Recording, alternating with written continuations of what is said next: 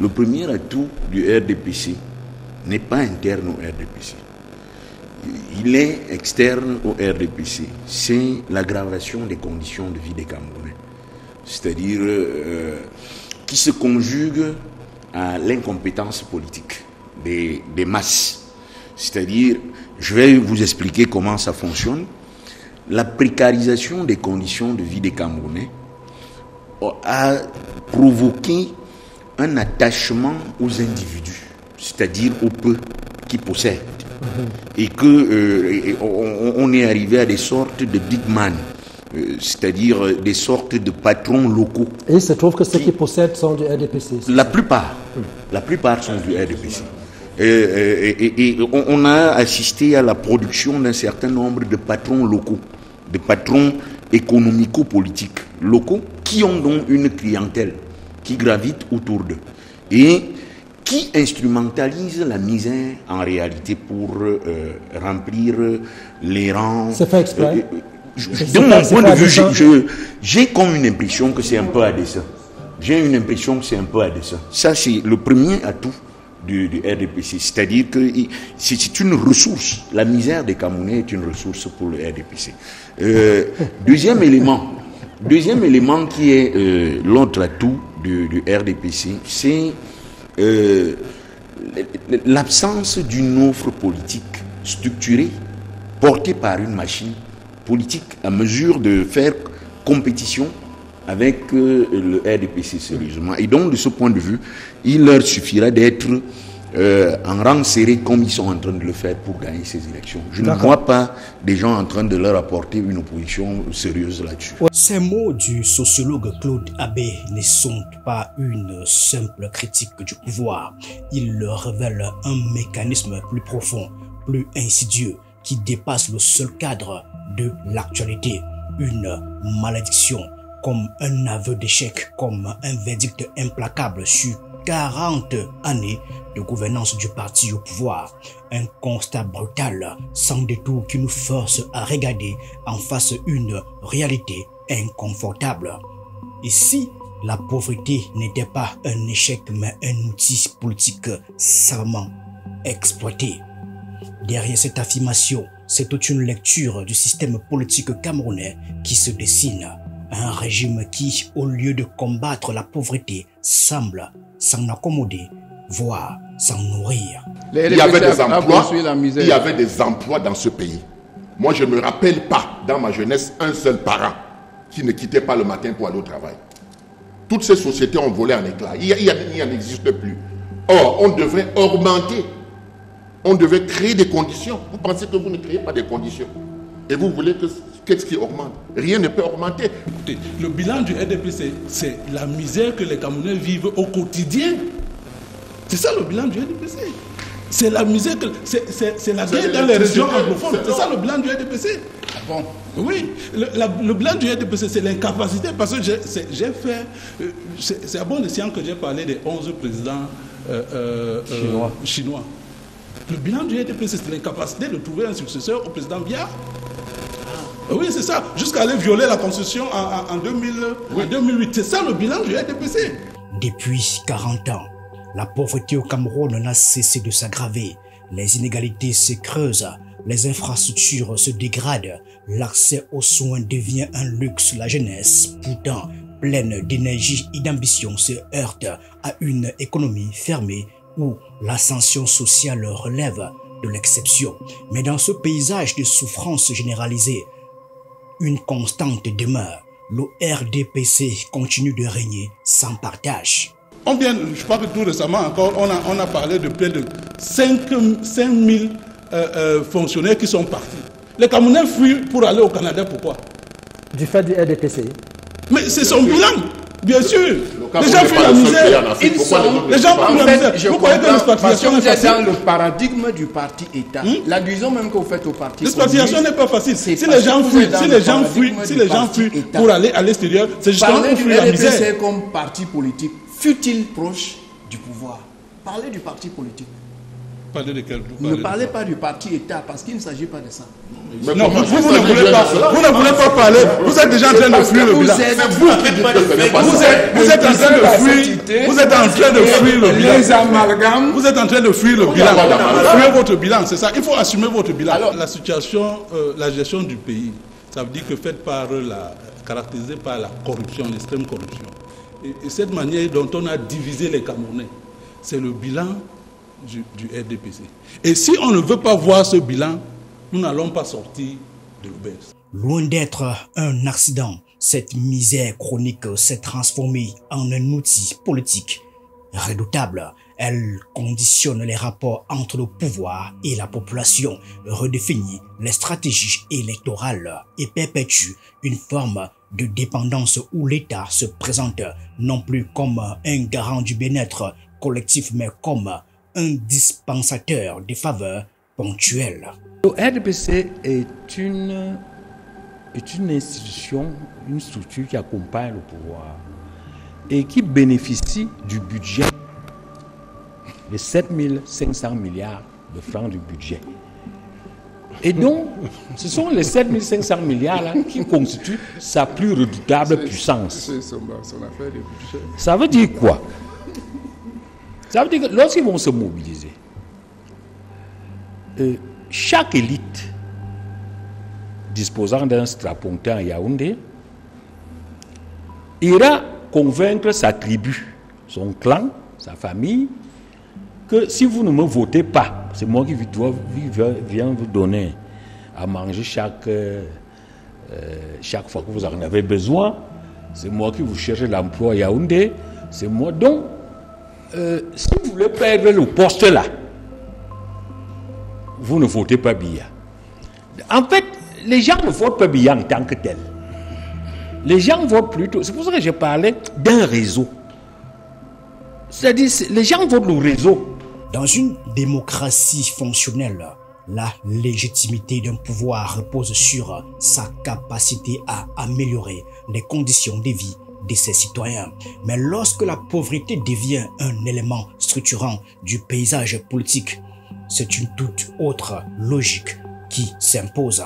La précarité empêche toute contestation durable. Lorsque la population est accablée par des soucis quotidiens, trouver de quoi manger, payer un loyer, soigner un enfant malade, elle n'a ni le temps ni la force d'exiger des comptes à ses dirigeants. La souffrance devient alors un mode de gouvernance. Le peuple, enchaîné par les urgences de la survie, ne peut se projeter dans un avenir politique. Vous avez constaté que le président de la République, il ne s'ennuie pas. Il ne s'ennuie pas pour faire sa campagne. Parce qu'il tient les Camerounais, les élites, par les postes administratifs et les 7 500 milliards qu'ils gèrent. Seul au palais. Et donc, c'est chacun qui va violenter à la limite les siens pour qu'ils votent et que lui, il apparaisse avec un résultat et dise au président Biya, Monsieur le Président, regardez l'extraordinaire résultat que j'ai eu chez moi. Donc nous ne sommes pas là dans une pratique politique normale où les partis luttent sur des bases de choix idéologiques.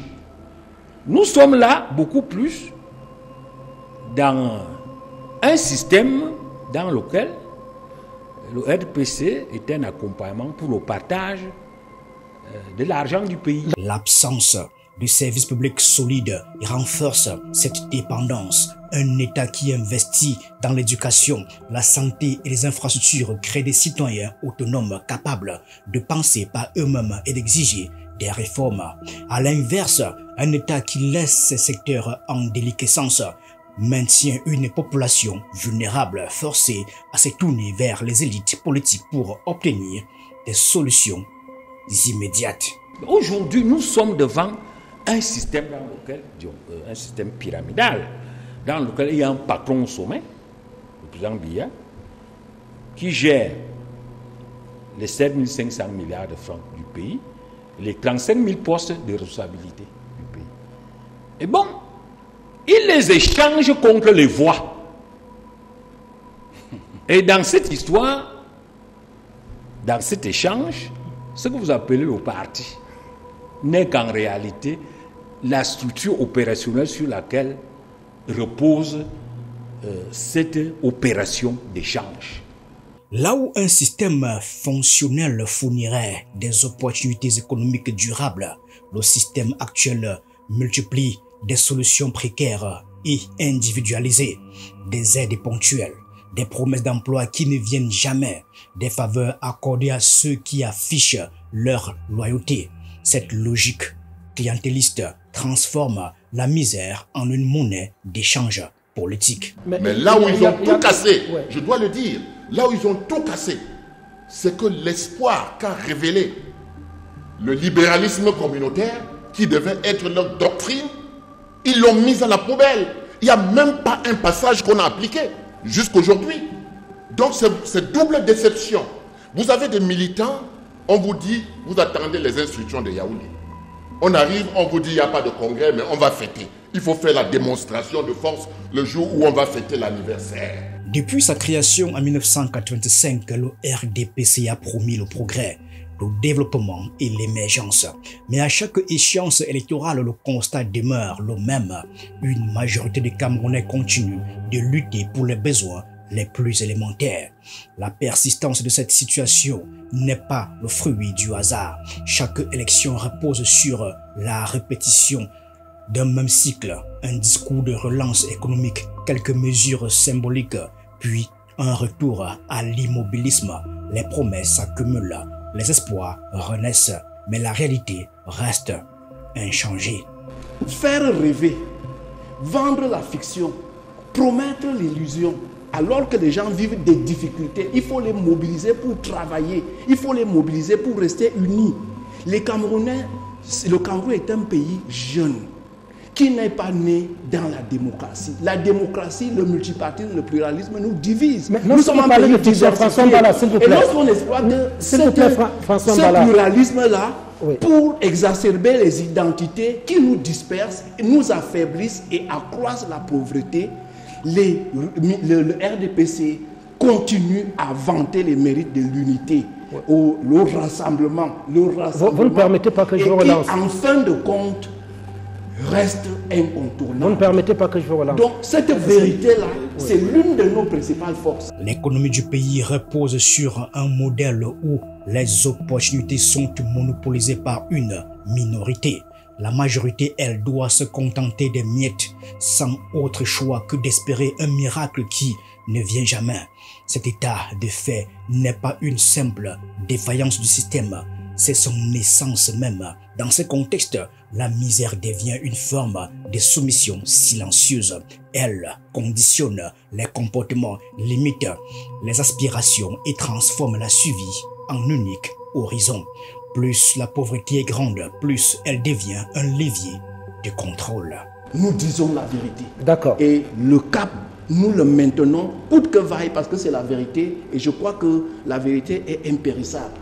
Faisons face tous aux difficultés que nous connaissons, que nous reconnaissons. Il y a des difficultés de gouvernance. Les Camerounais souffrent, il y a des problèmes d'emploi, il y a des problèmes de la jeunesse, la promotion des femmes. Ça, c'est clair. Nous l'assumons. Et nous voulons que le discours soit tenu à ce sujet de manière honnête. Le RDPC se trouve aujourd'hui face à un paradoxe. S'il continue sur cette voie, il risque de se heurter à une population de plus en plus consciente de sa situation. Mais s'il choisit la rupture, il devra abandonner un modèle qui lui a permis de se maintenir au sommet pendant 40 longues années. L'histoire récente du Cameroun est jalonnée de crises qui auraient pu être évitées si les véritables problèmes avaient été adressés. Mais en refusant d'affronter la question de la misère et de son instrumentalisation, le pouvoir se prive lui-même des bases d'une évolution pacifique et maîtrisée. Ils ne peuvent pas changer pour une raison forcée. D'accord, oui. Quand un système reste avec les mêmes ressources et les mêmes individus, on plafonne très rapidement, on est sclérosé. Le système ne s'est pas renouvelé. Vous avez des gens qui sont au pouvoir avant que je sois né, c'est-à-dire avant 1973, qui sont là depuis.